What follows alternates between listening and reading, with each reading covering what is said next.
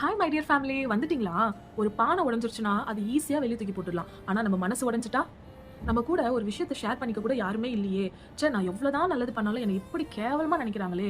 என்னோட கஷ்டத்தை புரிஞ்சுக்க இந்த உலகத்துல ஒருத்தர் கூட இல்லையா அப்படின்னு சொல்லி நீங்க ஏங்குறது எனக்கு நல்லாவே கேக்குது.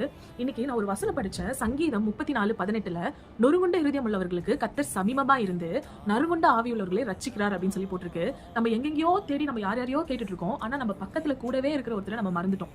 என்னைக்கு நீங்க அவர் உள்ளத்துல நீங்க ஏத்துக்கொண்டுறீங்களோ அப்பத்துல இருந்து நீங்க தான் ஹாப்பியான பர்சன் இந்த உலகத்திலேயே.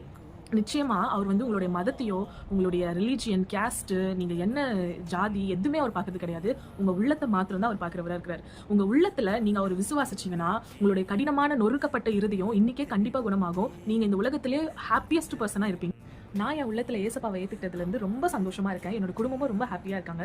நீங்களும் கண்டிப்பா உங்க உள்ளத்துல நீங்க மதம் மாற வேண்டாம், ரிலீஜியன் மாற வேண்டாம், ஜாதி மாற வேண்டாம். ஏசப்பாவை விசுவாசிச்சா போதும். உங்க உள்ளத்துல அவர் வந்துட்டா போதும். மற்றது எல்லாமே தானா நடக்கும். கண்டிப்பா நீங்க ரொம்ப சந்தோஷமா இருப்பீங்க. All the best. பாய்.